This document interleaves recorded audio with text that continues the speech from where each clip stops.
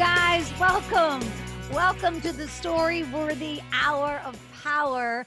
My name is Christine Blackburn. Wow, I'm so happy we're back another week. This is our 15th week in a row, and it just gets better and better. The technology gets better, the stories get better, and Story Smash, the storytelling game show, is in the after show, and that gets better and better and funnier. So I hope tonight you guys can stick around because Story Smash is coming up at 7 p.m. Pacific time in 1 hour, wherever you are. And we do have Blanca Patch and Danny Zucker with us tonight. So we're super excited. And Phil Hendrie, who's actually on this show tonight, he'll be joining us as a judge on the next show as well. So I'm so happy you guys are here. Thanks again for tuning in. The crowd, we're up to 64 people. Thank you. That's good. And I've had a good week. It's been hot here in Los Angeles. It's been really hot. I have had a lot of Zoom meetings. I think a lot of you have. And yesterday, I was on, actually, it was a phone meeting with this guy at the Gotham City Comedy Club in New York, and he wants me to teach a podcasting class there.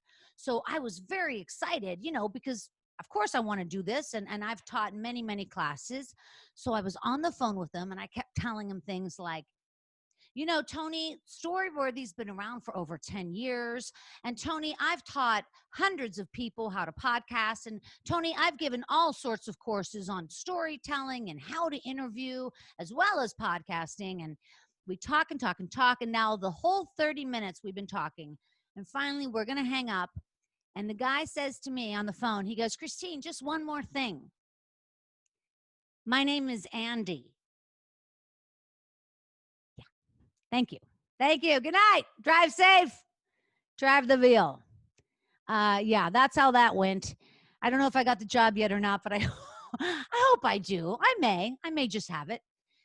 Anyway, you guys, we're going to have another great show tonight. I've got 4 really talented people here, and 4 people that are talented in different ways. They're all entertainers, but there's a broadcaster, a Broadway singer, an actress, and a guy who teaches to the Toastmasters. You know that club where you toast? He teaches that. How interesting is that? But before we get into the show, I wanted to remind you guys that Storyworthy, of course, drops and is brand new every Tuesday. And this week on the show, I have the very talented Judy Gold on the show. Judy Gold. She is an amazing comedian, and she is speaking to me from Provincetown, Massachusetts. At first, I thought it was. Provincetown was New Hampshire, but that's Providence, New Hampshire. I can't remember. I get very confused up in the New England states. But nonetheless, Judy Gold, she just wrote a brand new book, and she will be with us on Tuesday. But right now, let's kick off our show with an incredibly talented lady. She is an actress whose resume will blow your mind. Okay, first of all, I'm going to post in the chat. You guys can also post in the chat. I'll post her website. You've got to check out her acting resume and her acting reel. It's just fantastic. She had a reoccurring role on Seinfeld. You may recognize her. She was Doris Clumpus. She was the neighbor of Seinfeld's parents down at the condo in Florida. And she's also acted opposite some fantastic actors like Edie Falco. This woman is also the author of Bargain Junkie, Living the Good Life on the Cheap, and she's done a lot of humorous commentaries on shows like NPR, the New York Times, the LA Times, and she's a Moth main stage performer, and that ain't nothing. She's also had several successful solo shows, including the one I just recently saw before the pandemic called Annie Korzen, Famous Actress. All right, you guys, wherever you are, please put your hands together for my friend, Annie Korzen. So, I went to this little theater in Hollywood with a couple of girlfriends, but they were doing something called a storyteller show. I didn't know what it was, but anyway, we got there. I loved it. I was having such a time until this one guy gets up and does a fictional stand-up bit about a whiny little leaf kite. which is Yiddish for an ugly person. And the title of his piece was "The Little Jap That Could." Okay, and I thought, really? Are we still making fun of Jewish American princesses? I am so tired of nasty jokes about Jewish women. Now, the comic is short and balding with glasses. This is not a put down. I happen to like that type. They make the best lovers because they try harder. Anyway, I figure I'll just suffer through this jerk-off act in silence like I've done a million times before. So he starts by reading the whiny little Jap's letters home from camp. I am finally down to the size of one, but these uniforms are lacking in flair, and the counselors are really strict. Whatever. And it turns out that the big joke is that the ugly little Jap is Anne Frank, and the camp is Auschwitz. He continues. That train ride really sucked. No air conditioning. Fortunately, it was an express. Arts and crafts is so boring. All we do is take gold out of tea. Oh my God. Did he really just say that? Is everybody really laughing and clapping? I don't want to make a scene, but I got to get out of here. But I'm stuck way up in a corner and I can't move. And my claustrophobia kicks in big time. You know, cold sweats, palpitations, the works. And then finally, one lone person in the audience stands up and says, "This is not funny. Get off the stage. You are an abomination." And it takes a moment before I realize that that one lone person was me. The show stops. Nobody backs me up. People yell at me to sit down and shut up. My girlfriends are polite Midwesterners. They pretend they don't know me. And the comic finishes his act to rousing applause. The next day, I call my friend Howard in New York. "Hey, and Frank, I'm nauseous. Nauseous. But don't you worry. What goes around comes around, and that little putz has earned himself a shitload of bad karma." I know Howard means well, but I don't really buy into that karma crap. I mean, a lot of evil is not only unpunished, it is rewarded. Just turn on the news. I was so depressed about the whole thing that I medicate myself by spending a week in bed watching reruns of Friends. Much to my amazement, the producers of that spoken word show, and they invite me to come back in a couple of weeks and do a piece explaining my point of view, explaining my behavior. Now, you might wonder why I would even consider going back to that place. That's because you are not a performer. Someone is giving me a chance to take center stage. I will be charming, I will be witty, people will laugh and love me, and someone will offer me a job starring in and writing my own sitcom called Annie's World. Not quite. When the word of my scheduled performance gets out, I start getting emails from the comic and his friends. "You will be forced off stage in the ugliest way possible, you fascist crow. You will die bitter and alone, you humorless hag. I'd like to kick you in your withered cunt." And then the messages start to get nasty. "You are the living personification of why Jewish men have contempt for Jewish women." Oh, great. Now it's all my fault. Well, what am I going to do? I mean, what have I gotten myself into? I'm the world's afraidest fraidy cat. I'm afraid of everything. I am afraid that when I replace the toilet paper roll, my finger's going to get caught in that springy thing. I'm afraid of Israelis. They always seem so angry, even when they're trying to be nice. "And your performance was excellent." Oh, I'm so sorry. I am afraid that when I go to the hairdresser, I will lean too far back in the sink, damage an artery in my neck, and give myself a stroke. And don't laugh, that is a real thing. It's called salon stroke. Look it up. And these are just thoughts in my head.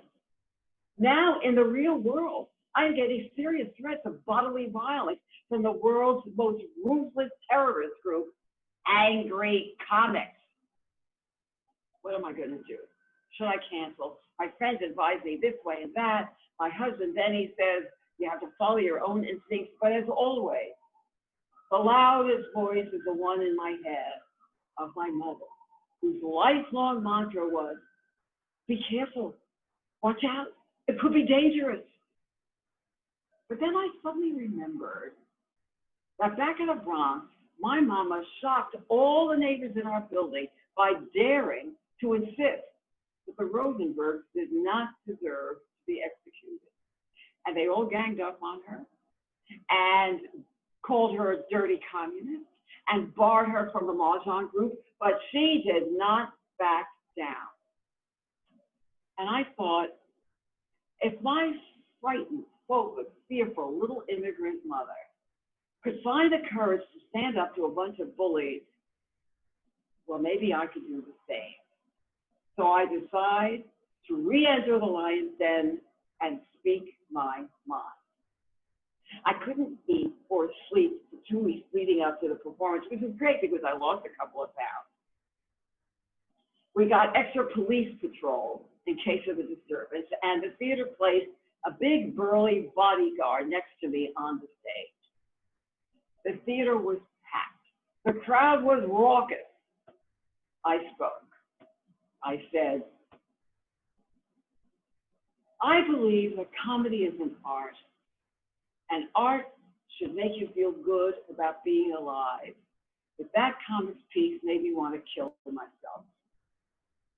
And now I have to reveal something to you. My family is distantly related to the family of Anne Frank, which was a lie. I made it up, but who gives a fuck? Anyway, some people applauded. Others still accuse me of censorship. I don't really know if I changed anybody's mind, but the good news is I did not get beaten up. And there's more good news.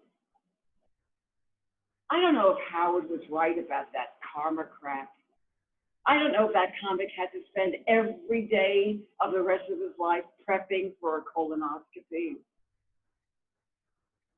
But the night that I did my piece was the first time I ever participated in a storytelling show. And I discovered that this, speaking my own words, is my true vocation. So one of the worst things that ever happened to me turned out to be one of the best things that ever happened to me. By facing the dark and the ugly, I was led to life and to bliss. And I will forever be grateful to that scuzzy comic and his friends. Namaste. Wow, Annie Korzen, that was a fantastic story. Oh my gosh, I was guffawing. Now, I know you can't hear the audience, but I guarantee you people are laughing. You were so bad. I can't believe you said that about Anne Frank. I know, right? Whatever works, whatever gets your point across, right? Now, Annie, you've taught a lot of classes in storytelling. Are you still doing that during the pandemic? Pardon me? Are you able to do it now during the pandemic? Yeah, I do it on Skype and on Zoom and FaceTime, all that modern stuff. It's easy squeezy. I was even doing that before the pandemic, because not everybody wants to get in their car and slap to Park La Brea, you know? Yeah, it's so true. It's so easy. true. Well, and then, as a matter of fact, I'm going to offer a workshop, a 2-hour workshop on storytelling, which I will do on Zoom. Thank you for reminding me. You are so talented.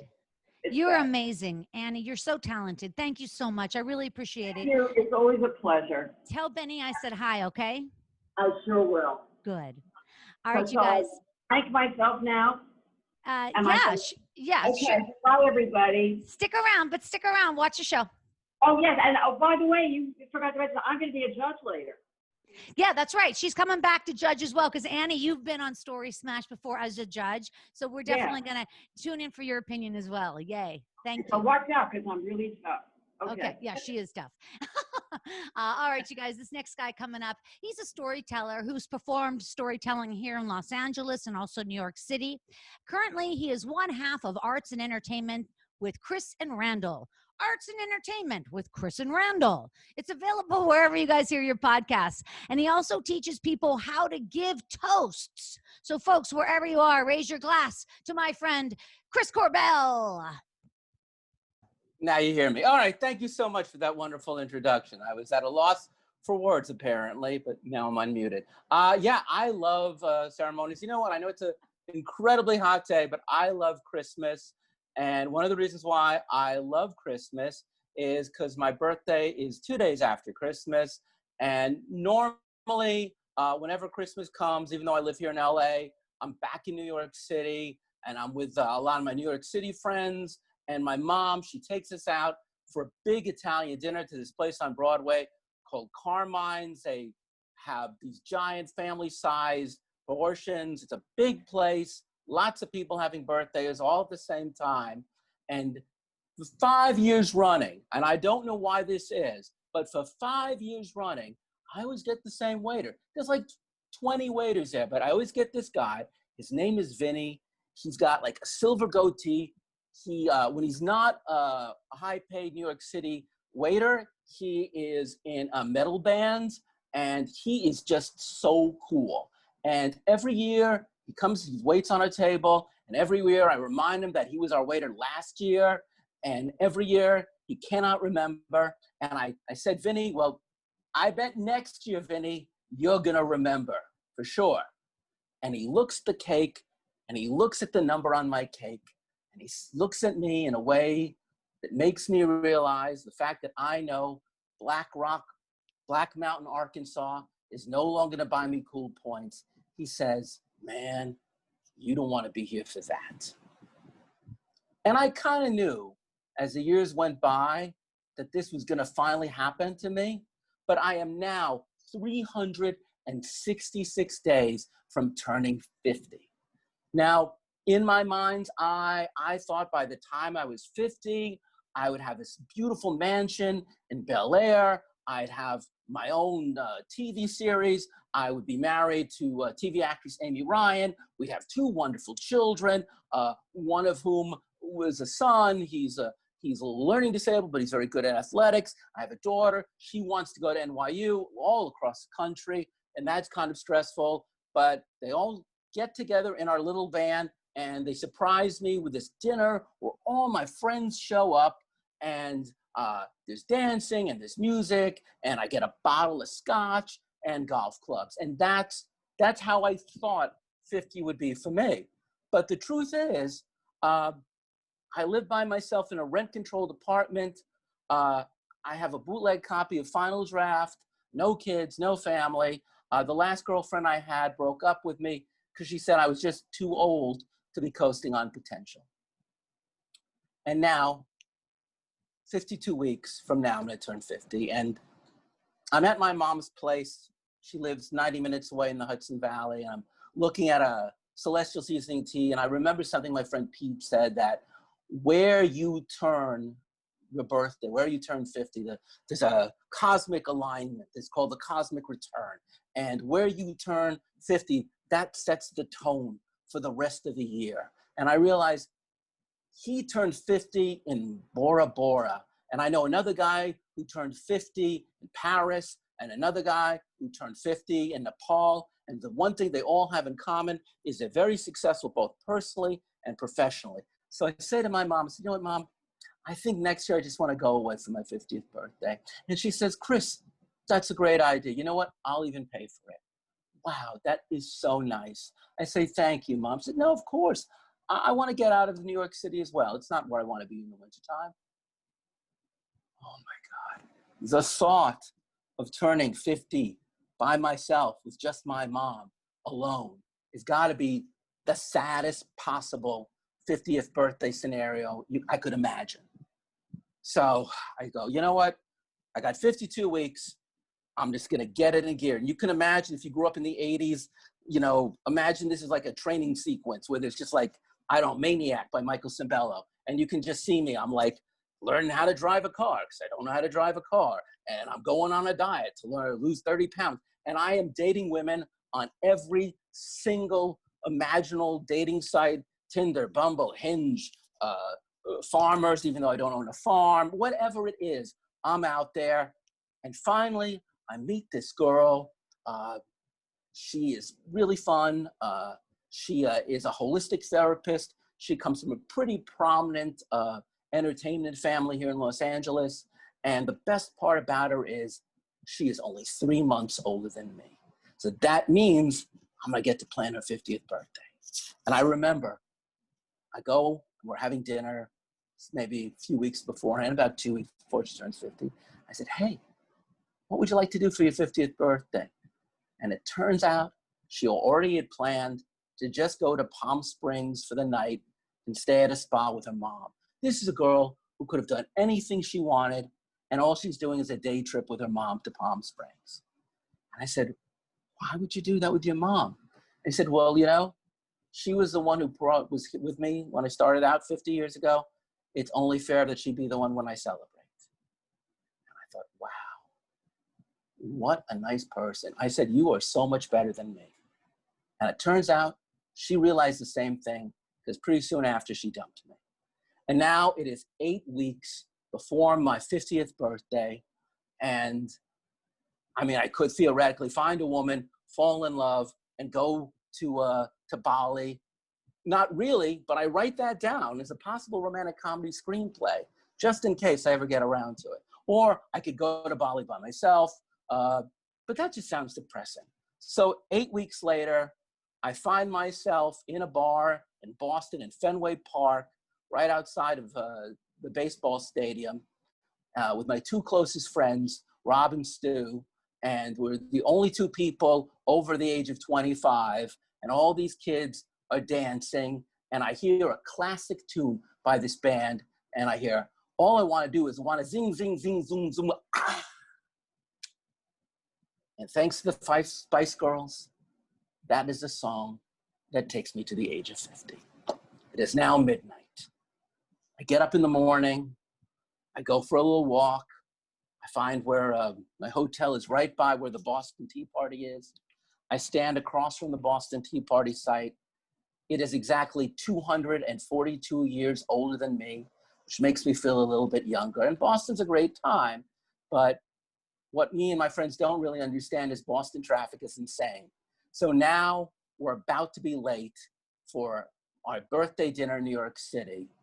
So God love my best friend Stu. He drives through 5 states in the nighttime, in the rain. We stop for 5 seconds to go to the bathroom so that I do not miss my reservation because it is Christmas weekend. And they even said, you can hold it for, normally they'd only hold it for 10 minutes, but they took pity on me because I was turning 50. And we just make it in time. Otherwise, I end up having my birthday at a Greek diner. But we get there, and all I'm thinking is, how am I going to explain myself to Vinny? How am I going to justify this year? And I remember what he said. He said, you know what? You don't want to be here. And I think, well, you know what? Maybe you just met a better restaurant. You know, maybe you met the Four Seasons. Maybe you met Momofoco. Maybe you just didn't mean a family-style Italian restaurant. But I'll never find out because he wasn't there that night. We actually got a different waiter. It was a lovely time. My friends were there, my family, my mom. It was great. We had a lot of food, had a cake. I blew out the candles. And then I'm back in the Hudson Valley with my mom, about an hour and a half away. And my mom asked me, said, did you have a nice time? Was it a good time? And I say, Mom, I'm very grateful for your generosity, and I'm very grateful I have friends. I'm grateful for all that I have, but no, I have to be honest with you, I don't feel as wonderful about this. And then my mom says something to me in a voice I've never heard this tone of voice. And she says, well, that makes sense. You're not really where you want to be. And it was so strange. She wasn't being condescending. She was not being particularly nurturing. She was just talking to me, one adult to another. I remember when she turned 50, she had to take care of her elderly mother, and my sister and I, we were in college, and she was teaching full time. It's not a great 50th birthday. But you know, at 50, it's just a moment in time. And I realized maybe this is really the person I was supposed to spend my 50th birthday with. The woman who was there when it all began 50 years ago. Thank you. Aw, Chris Korbel. That's a beautiful story. That was awesome, man. Thanks. Did you ever consider riding a motorcycle naked on your 50th birthday? I just fell off a bike wearing shorts, so I think no. Oh, okay. I would never do that either. I mean, I don't even know where I heard that idea. Anyway, Chris Korbel, I really appreciate your time. Please tell your lovely girlfriend, Kelly, I said hello. She's out there right now. Yay. Hello. Hi, Kelly in the audience. We're so glad you're here. Yay. All right, you guys, 2 more storytellers after me, and then we start Story Smash, the storytelling game show. And I got to tell you, it just gets funnier and funnier every week. So I am so glad you'll be sticking around for that. So tonight I thought I would tell a story about when I was a teenager. You know, a lot of you know that I grew up the youngest of 6. And when I was 15 years old, I was sitting at the dinner table with my parents. Now, my 4 older sisters and my older brother, they had already left the house and they were all in college. So it was just the 3 of us. And I remember we were having tomato soup and grilled cheese. It's kind of like comfort food. And all of a sudden, during the meal, my mother whips out this phone bill that had been under her plate. I don't know why. I didn't know what was going on, but she takes this phone bill out and she kind of waves it in the air. And she says to my dad, Jack, who are you calling in the 935?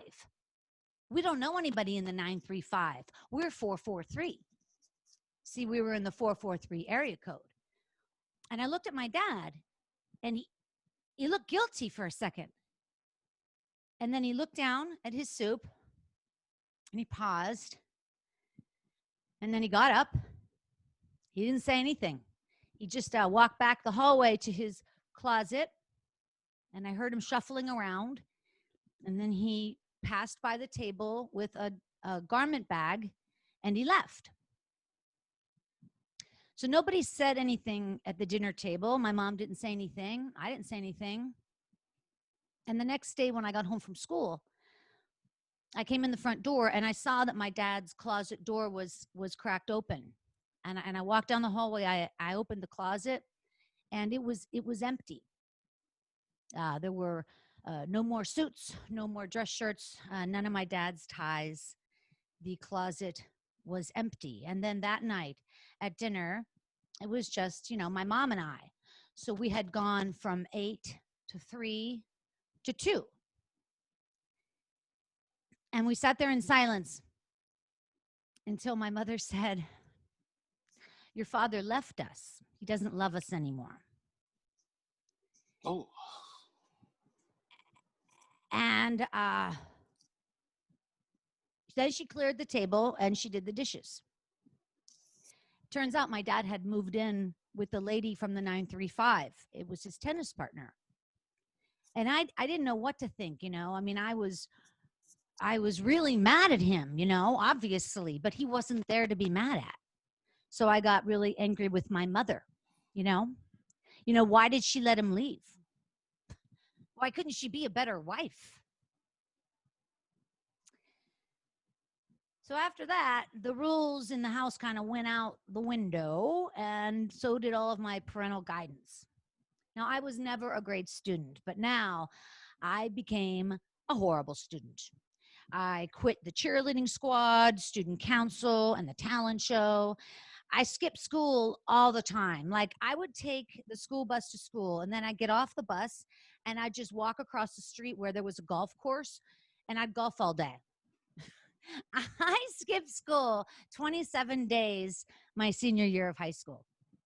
Nobody told me to study for the SATs, So, of course, I didn't. I got like an 860 on my SATs. That's like a 55%. And I'm probably wrong. I only got into college because my father worked there. My four older sisters and my brother and I, we all went to Duquesne University in Pittsburgh because my dad was an accountant there and it was a free education. Now, unfortunately, I was the same kind of student in college as I was in high school. I cheated, I skipped class. In one of my classes, it was called Christian Understanding of the Human Person. It was a Catholic university. I lied to the professor, who was a priest, and I told him that I had to leave class every day 20 minutes early because I had a job downtown Pittsburgh. But I didn't have a job in downtown Pittsburgh. I just needed to get back across campus and into my dorm room to watch my favorite show, The Beverly Hillbillies, at 2:30. I had a test in my art history class that I wasn't prepared for because I was never prepared. So I went to the classroom early and I put a sign on the door that said, Art history class test postponed. I used my older sister's term papers and I barely changed a word. But my social life, you guys, my social life was quite different. After a couple of years in school, I was dating a lot. And then at one point, I just had two boyfriends. And these two guys did not know about one another. And they were both named Bob. I was bobbing around. So I had one Bob that I met that summer in Ocean City, New Jersey, where I worked on the boardwalk selling soft serve yogurt. So I'll call him Beach Bobby. Beach Bobby and I used to go out on his Hobie Cat, which is a catamaran, and we'd have sex on the trampoline. Yeah, Beach Bobby, he had a friend named Timmy Baker who flew those banner planes that were advertising free slots in Atlantic City. And Timmy Baker would see us on the boat and he'd tip his wings. It was a lot of fun. And then in school, I had another Bob, and this guy, I'll call him Beta Bob because he was in the fraternity called the Betas. And I was a little sister to the Betas. And the Betas, they were like the big stoner fraternity, so I fit right in. Beta Bob and I, we used to have sex in his dorm room in a tiny single bed underneath a Christy Brinkley poster. You know that one in the dark blue cutout one-piece bathing suit? It's super sexy. That one, yeah. So now I am in college, and Beta Bob lives 6 stories above me, and my sister is getting married. Now I'm the maid of honor, and I have to take a date to the wedding. So do I take Beta Bob 6 floors up? No, that would be too easy. Come on, you guys. I decided to bring in Beach Bobby for the weekend. And where are Beach Bobby and I going to stay? We're going to stay in my dorm room, just 6 floors below Beta Bob. So it's Friday afternoon, and Beach Bobby should be arriving at 3 p.m. from Philadelphia. He's taking the train.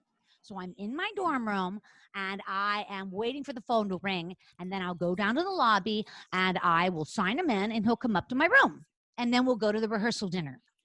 So the phone rings, and I pick it up. Hey, Bob, I said confidently, but it isn't Beach Bobby. It's Beta Bob. And he is asking, what's going on? And I tell him, well, I've got the rehearsal dinner tonight with my sister and everything. And he says, well, why don't you come up to my room to say goodbye before you leave? Well, I can't not go up because then he'll figure out that I am maybe cheating on him, which is exactly what I'm doing, but I don't want him to know that. So I take the elevator 6 floors up to the 15th floor. And when the elevator doors open, I hear Neil Young music wafting down the hallway.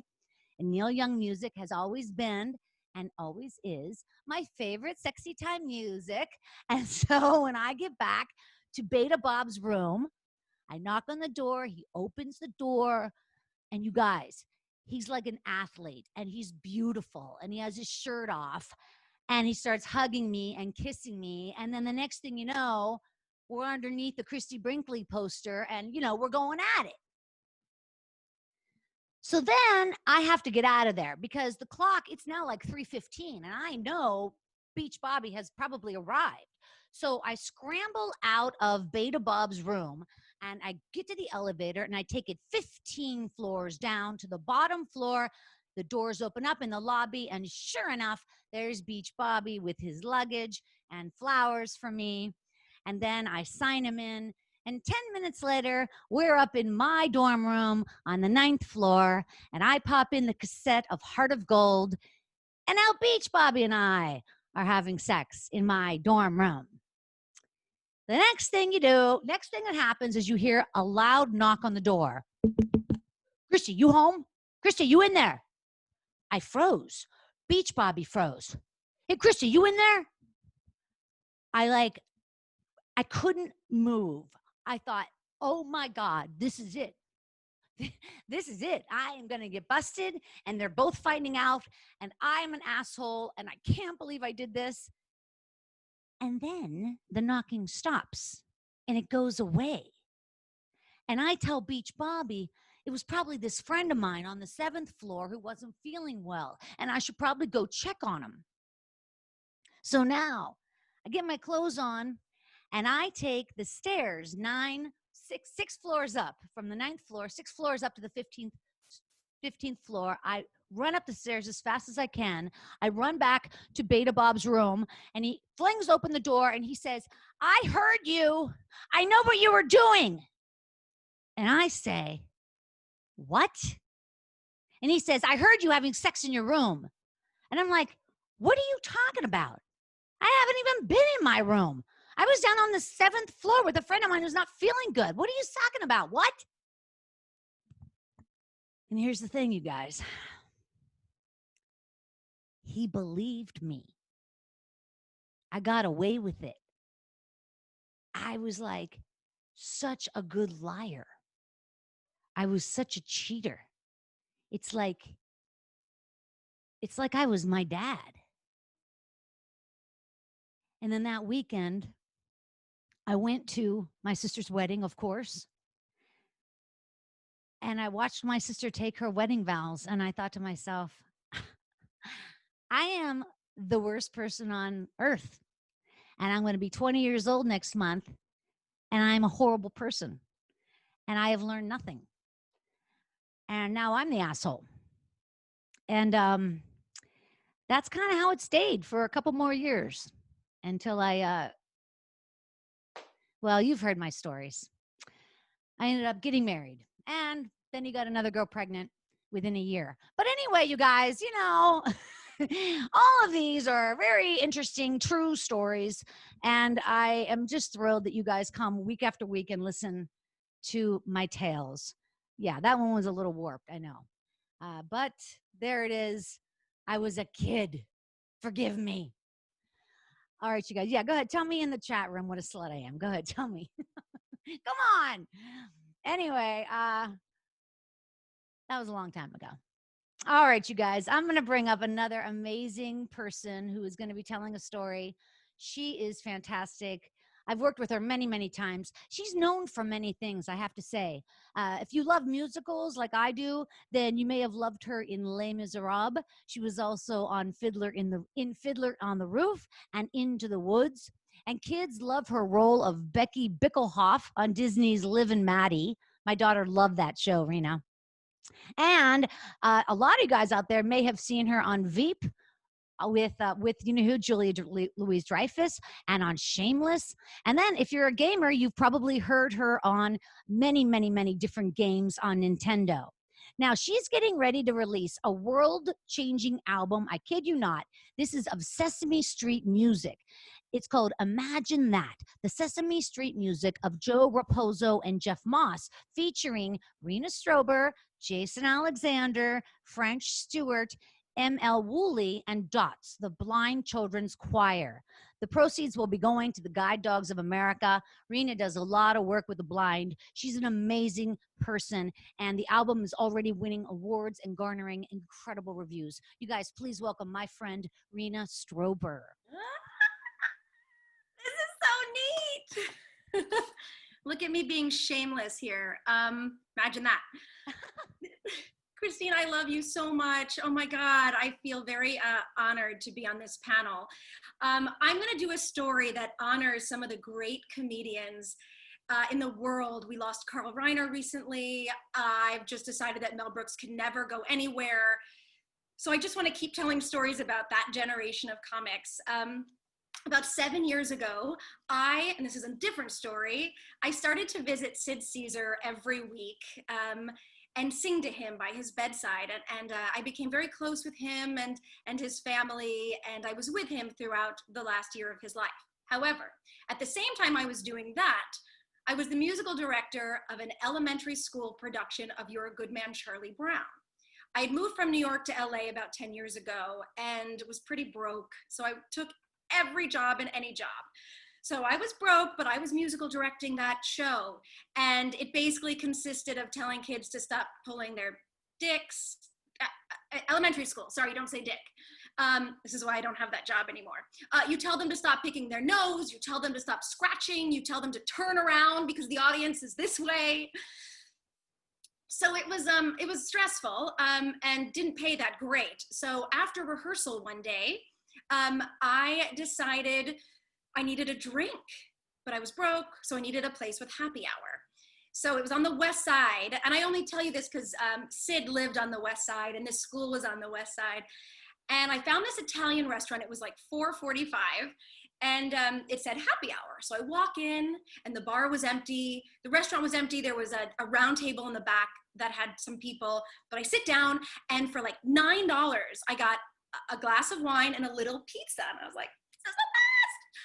All of a sudden, I hear erupting laughter from this back table. And there's the sound of a voice that sounds familiar to me, a laugh, a cackle.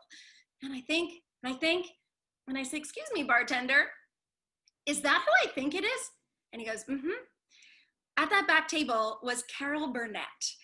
And I'd never met Carol Burnett, but boy, have I loved her since I was the little musical theater geek watching Once Upon a Mattress. And I thought, oh my God, Carol Burnett is back there? And again, I'd sort of just moved to LA, so I was still getting used to greats being in your presence. And I'm not I love celebrities, but when it comes to this generation of greats, I fell. So I thought, what do I do? I can't say anything. That's dumb. I'm a New Yorker. We don't do that. I know. I'll send a bottle of champagne to the table. That's cool. So I said, excuse me, sir, what's your cheapest bottle of champagne? He said, well, we have a Prosecco. It's not technically a champagne. It's Prosecco. It's $30. And I was like, oh, that makes $39. And, oh, that's like 2 more rehearsals of Your Good Man, Charlie Brown. Okay. Can you send a bottle of Prosecco to that table and just say someone wanted to toast them? And he's like, sure. So I watch him, and he goes, and he brings it in his little cart, and I see them toast, and I was like, that's so cool. So then it comes time to pay my bill, and I get the bill, and it's like $39 something plus tax. Give him my credit card. He says, ma'am, I'm sorry, your card's been declined. And I was like, oh, shit. I had one other credit card in my wallet, and it was my unemployment insurance credit card. And I was like, well, Carol Burnett is a national treasure. She's a Californian treasure. The state should pay for her bottle of cheap Prosecco. So I said, can you run my unemployment insurance card? And it went through. I was like, oh, thank God. Thank God, the state of California. And so before I left, I decided to walk over there. I just thought, I don't know when I'm going to have this opportunity again. And I thought, I'm spending time with Sid. Maybe that'll be my little in. So I walk over and I said, I'm sorry to bother you, Miss Burnett. I just wanted to say that I had to toast to you. And she was like, oh my God, it was you who said that. Thank you. To her right is Tim Conway, and Bob Newhart is sitting across the table. And then there's some other people. And I said, I have been a fan of yours. And it was your work in Once Upon a Mattress that led me to my Broadway career, because I fell in love with the art of storytelling in a musical. And she goes, Once Upon a Mattress? You're too young to know Once Upon a Mattress. And I said, actually, I just froze my eggs. That's how not young I am. Because I just froze my eggs. I have 6 eggs on ice in Encino. And Tim Conway looks up at me and he goes, "Kid, I got a freezer." I was like, "Oh, is that a pickup line?" So anyway, I was like, "Well, okay." Anyway, I'm spending time with Sid Caesar right now, and they all just, "Oh, please give him our love." And I said, you know, and he's telling me all these wonderful stories and telling me to write what I know, and I just am so grateful to you and your comedy, and yeah. And so I left that day knowing that Tim Conway would freeze my eggs. And Carol Burnett thought I was much younger than I am, and that the state of California will happily buy a cheap bottle of Prosecco for greats like Carol Burnett. And that's my story. And imagine that, the Sesame Street music of Joe Raposo and Jeff Moss comes out on Friday. So trashy. Oh, hey, that is so exciting, Rena. Really, this album's going to be the best. What songs do you sing, or are you like always in the background chorus? No, I sing almost all of them, and then I have a choir of children with me, and then Jason and I do a duet together to this song "Candy Hearts and Paper Flowers," and then Jason and French do a duet.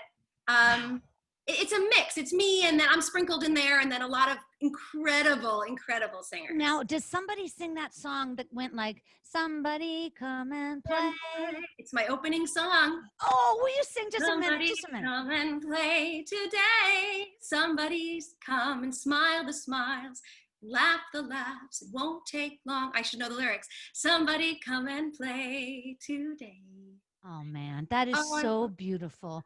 That is so beautiful. Sesame Street, you know, I mean, it depends, I guess, when you grew up, but for me, that was major. And Mr. Rogers' Neighborhood, like they were both really important growing up. Yeah, and you know what?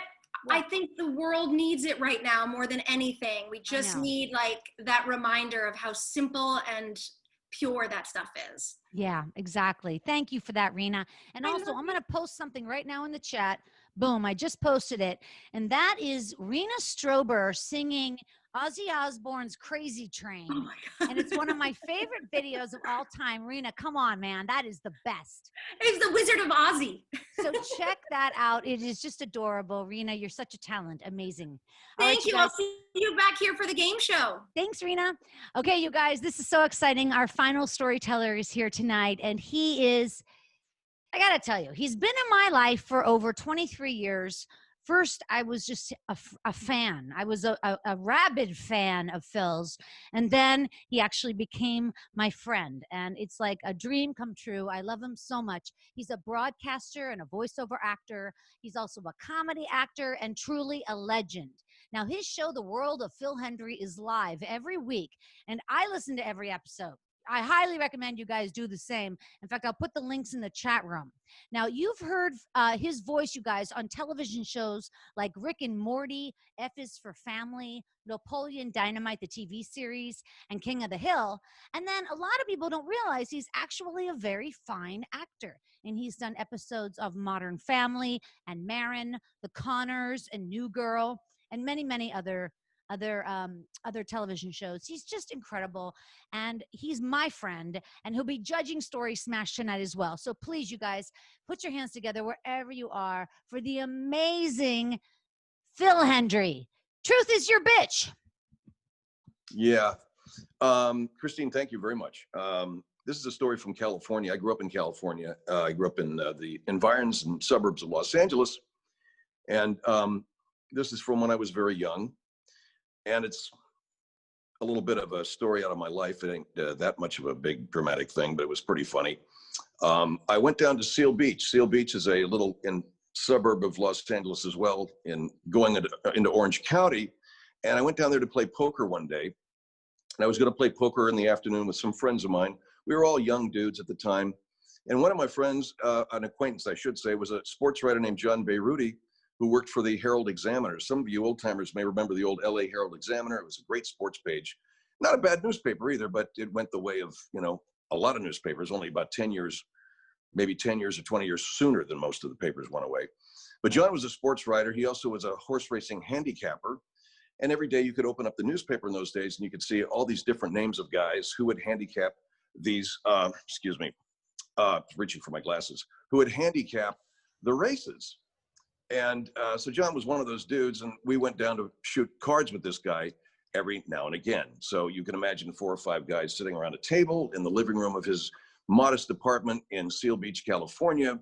It's a Saturday afternoon, and we're playing cards, and out on the barbecue is 3 or 4 or 5 pieces of chicken that he very delicately and lovingly marinated in a little marinade pan that he had in his kitchen. So he got up at one point and said, "Excuse me, guys, let me just go and get my dinner out here." And, you know, we're all thinking, that's fantastic, man. Maybe we'll be invited, who knows? But nonetheless, beautifully marinated pieces of chicken.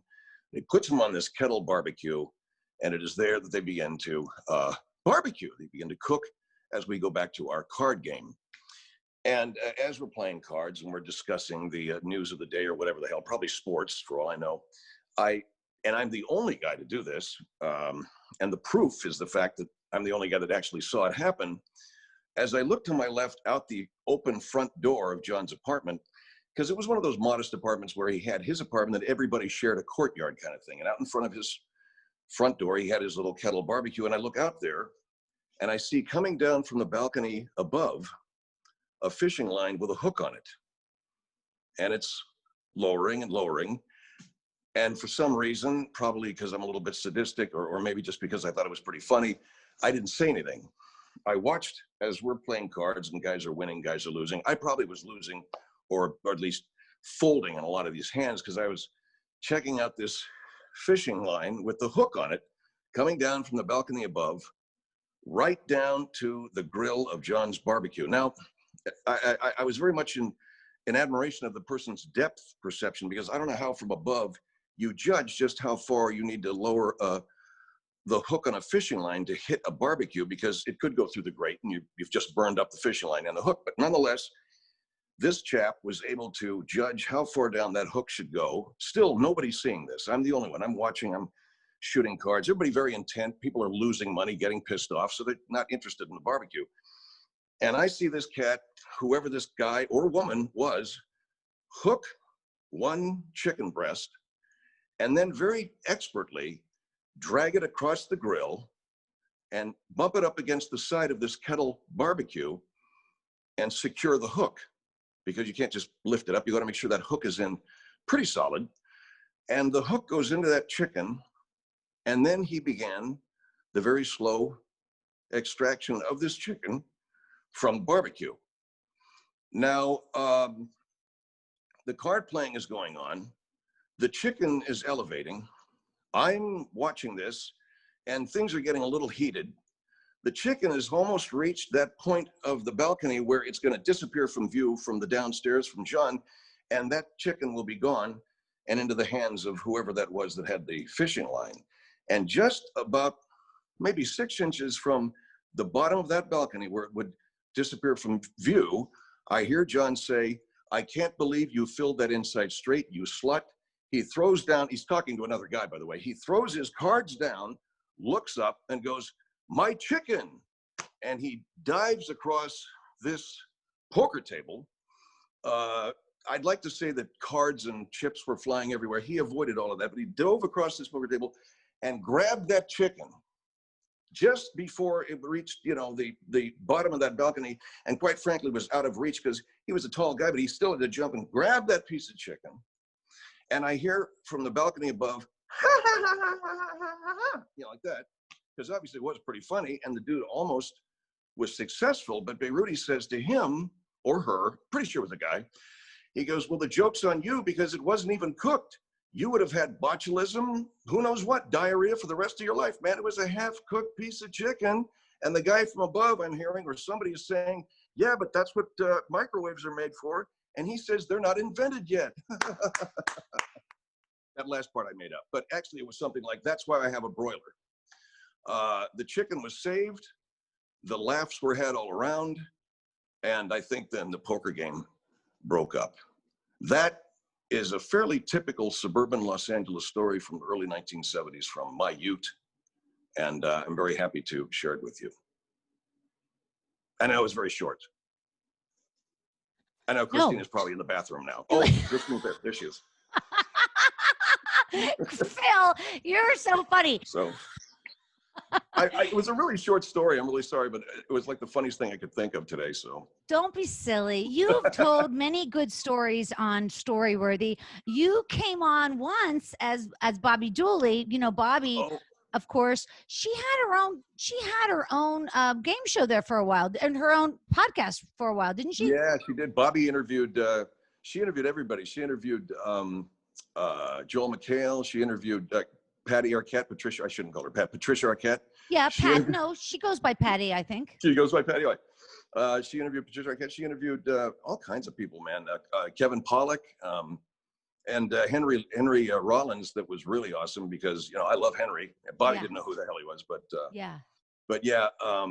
she's, you know, she's very breathy. She talks like this. Yeah. And she's a suburban Los Angeles housewife. And she's based on my mother, because every time my mother would look at me, I'd be telling my mother something like, hey, Mom, I just won the Nobel Prize. And my mother would be looking at me going, So that was Bobby, yeah. But I thought Margaret Gray was initially more your mom, wasn't she, Phil? Yeah, they're both two sides of the same narcissistic, psychopathic coin. Yeah. Love you, Mom. Really do. I love you, Mom. But yeah, Margaret is more. Margaret is a lot more. I don't know, Hollywood gadfly, you know. And look at you with the Isn't that interesting? Oh my God, are you rude? Anyway, Christine, you know, I love your show, but you're starting to anger me, and I'm leaving now. Frank, and her husband, Frank, by the way, has gender confusion from an untreated syphilis. So, you know, it's fantastic. It's a great family. Phil, I swear to God, people that are fans of yours, you know, and you have a lot of stars, like you were even saying, Patricia Arquette, a lot of people are fans of yours that are really, really high up in the entertainment world because they see what you do as genius. You've got 36 characters at your fingertips? Yeah, about 36, but yeah, well, they're nice people. None of them hire me. I mean, it's a terribly tragic story, you know. But here's a funny story, though. I butt dialed Patricia Arquette from Florida. I don't know. I had her number in my phone, and I ass dialed her, and it came out. Apparently, the message I sent her was FGRT, like just review it. And I get from her this question mark, like, what the fuck is that? And I said, excuse my French, folks. I said, I'm sorry, I ass dialed you, Ms. Arquette. Please forgive me, you know. And I did it again.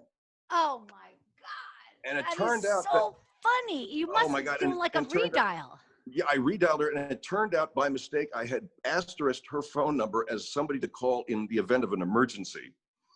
So forget it, man. You know, that is hilarious. I blocked myself after that. I just blocked my own phone number from me, you know, so I don't have to know who I am. Oh, man, Phil, you are a national treasure. Head over to, please, really, you guys, head over to his website, thepHilhendrieshow.com, and join his backstage pass, because that gives you thousands and thousands of hours of Phil Hendrie, all the way back to his Florida days. I mean, it just goes on and on. And thank you. Thanks, Christine. Phil, you're the best. All right, you guys, let's go ahead and wrap up this show, and then we're going to hand it over to Blanket Patch while I reconfigure my dining room into a game show. So, you guys, one more big round of applause. Please put yourself on the screen. Rena Strober, amazing. There she is. Annie Korzen, you're going to be back for Story Smash. Annie. And Chris Korbel, thank you so much. Amazing, you guys. Thank you all so much for your very exciting and personal stories tonight. My name is Christine Blackburn. We'll see you guys next Sunday. I place my own bets and I make my own deals. So if you're following me, you better make clear, yeah. If you're looking for heaven, baby, the line forms to the rear, and you can follow me, I'll take you down to the river. Follow me, I'll keep you silent. Thanks for joining us on the Storyworthy podcast. We'll be back next week with all new stories. Subscribe to Storyworthy on iTunes and visit the Storyworthy website at storyworthypodcast.com.